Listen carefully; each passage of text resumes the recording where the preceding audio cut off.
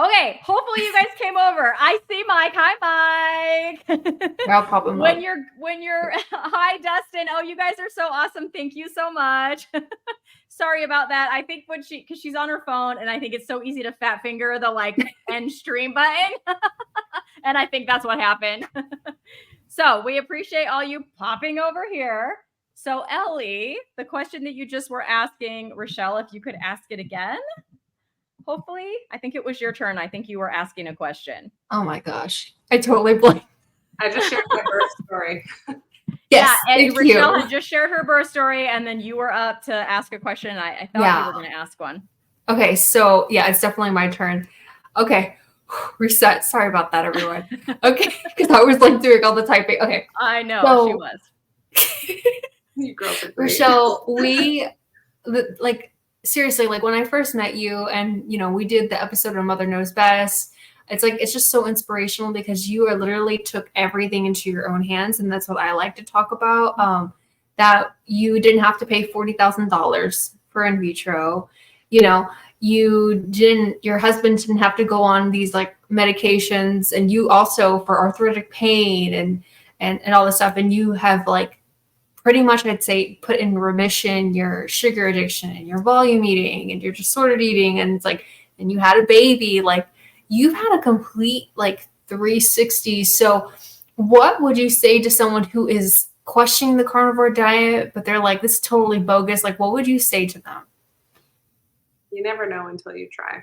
And you could be exactly like me and think it's super restrictive, but if you've ever lived with chronic pain or like a debilitating autoimmune disease, or if there's something that you've been told that you can't have, like a pregnancy, I mean, if you truly want to heal those things, if you truly want those things, you'll do whatever it takes. And for me, I'm not willing to just take a diagnosis as a death sentence. I'm not willing to do that.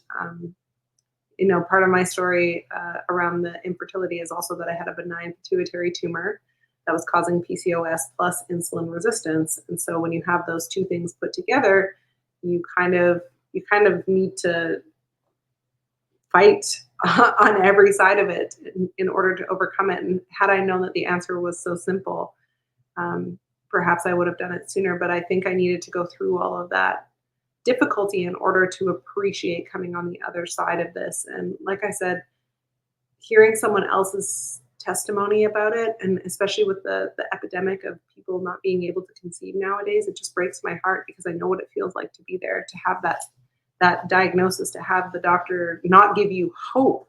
Like, why didn't he ask me about my diet? Like, where's that question? Oh, right. Probably because they don't get trained in nutrition. It's just prescription writing.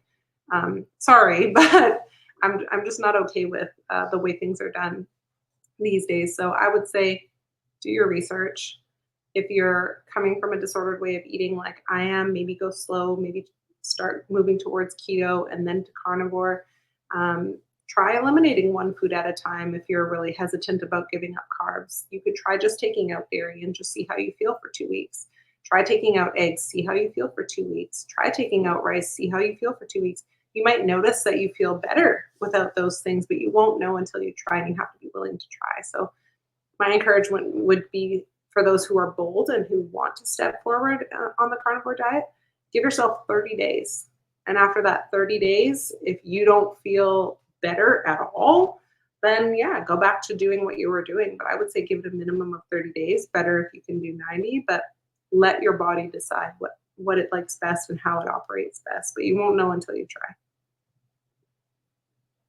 So I'm curious. So you went carnivore, and I can see by your handle down there next to your name that you have a YouTube channel, which Ellie is going to shout out for us in a few minutes here. But my question is, I mean, I know when I started carnivore and I discovered this carnivore community, for me, it was a saving grace because I don't know any other carnivores in real life except, maybe my son now, but that's a more recent thing. I know a couple people that are keto. But yeah, this carnivore community online, it was like, oh my gosh, there's so many of us. And I'm generally kind of an introvert, but man, oh man, did it feel good to like, know that there's others of us out there. And then to meet a lot of you guys. I guess you were at Hack Your Health in Austin. I didn't even know I was there too, but I met so many wonderful people there. What do you think about this carnivore community, and what is your role in it as you see it?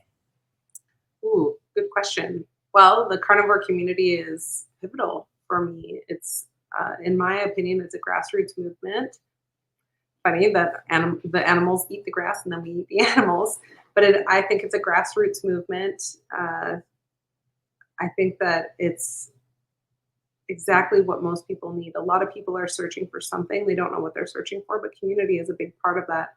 If you've ever tried something and then failed and then not been able to get back to doing that thing, perhaps community is the missing piece for you. I've been in Bella's Steak and Butter Gang since November of 2022, and I have not left. I'm one of the coaches in that community. I love it. I love being there. I love hearing all the different stories. I love hearing what people are healing from, why people are turning to carnivore.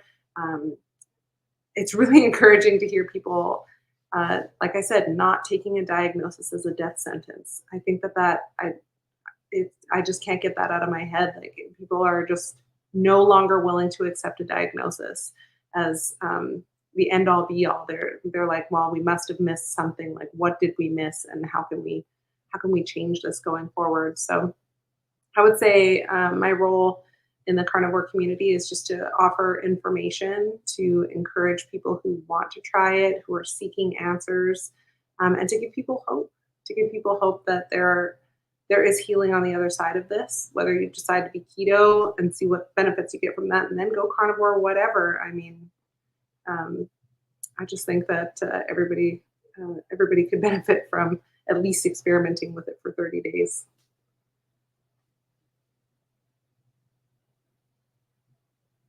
I think that's so beautiful. And I think that a lot of people who are going to be watching this episode are going to be touched by your soul and your heart and how much you've changed. I want people to find you and support you. You have a great series on your YouTube channel talking to parents, and you also have an Instagram. I'm going to share them. If you could tell everyone what kind of content you make, and sell it, girl. Well, thank you for letting me shamelessly plug. Yeah. I am on YouTube at Real Life Carnivore. I'm also on Instagram. That is primarily where you will find me, at Real Life Carnivore. I also have a Facebook page at Real Life Carnivore. But the YouTube channel has just been, I just felt like there was not enough information for carnivore moms or meat-based moms. And so I just started reaching out to interview people. Cristie, I'm going to be reaching out to you next to interview you, because I want to share information, different perspectives, because what works for me and my family may not work for Ellie's family, may not work for Cristie's family. But so I want to get a variety of experiences and perspectives, so people can pull from whatever they need to pull from to find what works for them and their family. So that's kind of what I'm working on, and I usually only release one episode per week because I am a little bit busy, preoccupied with my little guy. Like I said, before we started the show, he's figured out how to crawl and he's fast. So I want to just spend as much time as I can with him and just soak it up. So one episode a week is kind of what I'm at right now for capacity, but I hope that it reaches even just one person per episode.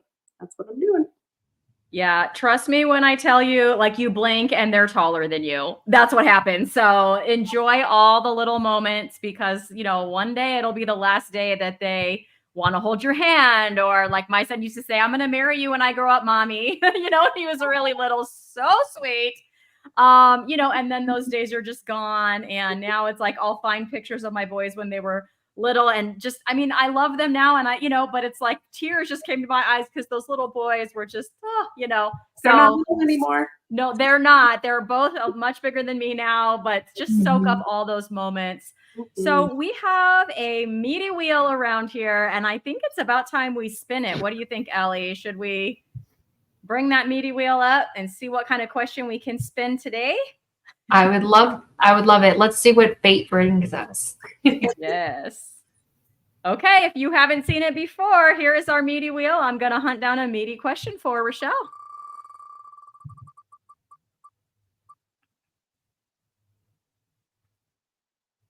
All right, here's the meaty question. What is your favorite kitchen tool or gadget that you use to make your meat-based meals? Great question. I have a lot of them.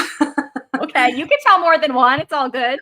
But I would say definitely my barbecue and my stove. my, my Okay. gas range would be my favorite two tools, kitchen gadgets. But I mean, I use a food processor, I use a blender, pots, pans, all the things. But I would say probably for my husband would say the air fryer because the reheat option is very convenient.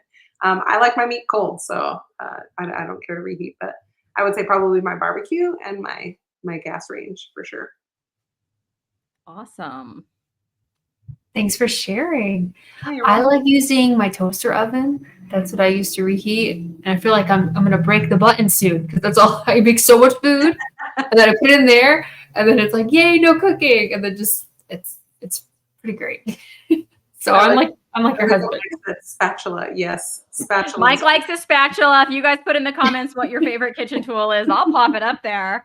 I like my oven. I'm kind of like you, Richelle, because that's where I make my picanha. You know, I couldn't let the episode go by without saying picanha. I wasn't So ready. that's where I make my picanha, and yeah, it's the most delicious thing ever. So Picanha my pride. oven is my favorite. Picanha pride. Yeah, look for it. Look for it coming soon. Love it. That's amazing. Oh my gosh.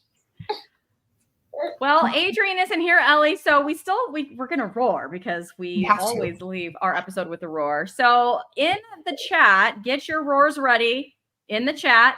As you know, we love roars, we love meows or mews or anything feline in nature. So get ready, put those in the chat, and we're gonna roar. I'm gonna count us down. So here we go, ladies. I keep clicking picanha like 8 times. Okay.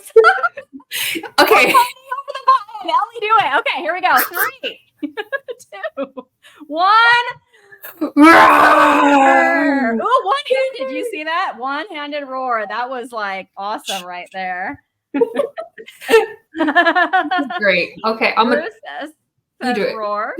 Yeah, I'll do it. Ellie's like, I'm backing off. We're not gonna like click, click, click, click, click. Yeah. Oh yes, and Mike is giving us a roar with the. I love those with the W. The roar. Those are awesome. And we've got a roar and a mew from Booby Goats. Thanks, Booby Goats. Roar, mew. I love that. And a nice long roar over the savannah. Thank you, Josephine. Rolling the R.